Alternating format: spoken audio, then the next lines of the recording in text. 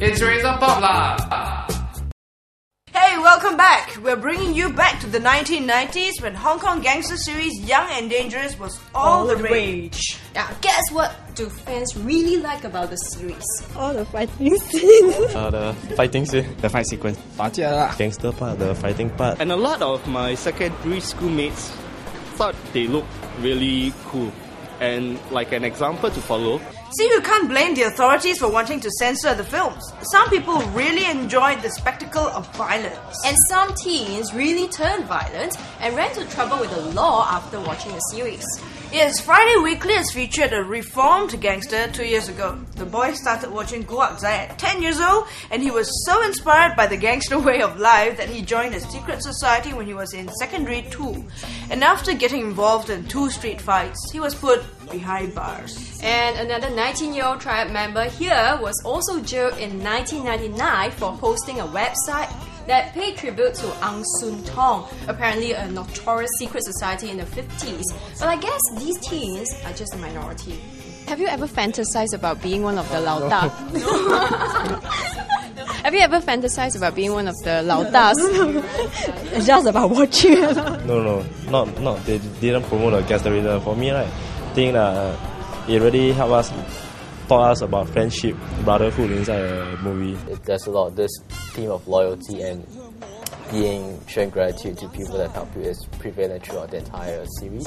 And you can kind of draw parallels to this, the working world, in the sense that you don't really find a lot of people, well, these days people are not really loyal to people that help them. So if you help them too at some point in time, you don't expect them to return the favor. They tend to kill each other for their own benefit. So the point is, the audience won't simply idolize just any gangster character in the series.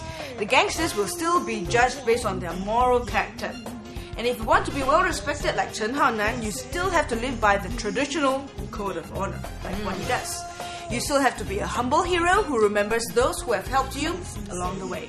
And perhaps the movie's underlying message has always been anti-triad and anti-violence. The individual characters do suffer personal losses of their loved ones, of their friends. It shows that everyone is stuck in that vicious cycle, but they have to exist within that cycle. There's nothing much they can really do. No other occupations for them.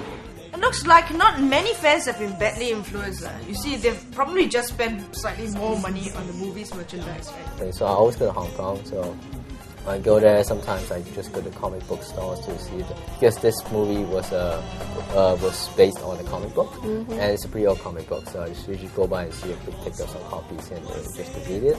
And usually I'll just go along to Causeway Bay area. So Causeway Bay area, that's where Thong Lo Wan area, where a lot of the scenes were filmed, because that's where kind of his so-called territory was. So just to hang around there. Yeah. And to feel like Chen Haonan. Yeah, exactly. Yeah, and kind of like the feeling like when you walk along the streets and you like with your earphones on, you play like some of the songs. It's just really movie interesting. theme songs. Yeah, exactly. Right. Just really interesting. So it's more like promoting tourism rather than gangsterism, right? Yeah. Well, in the next part, we'll talk about what makes the Glossy series such a huge success. Don't go away.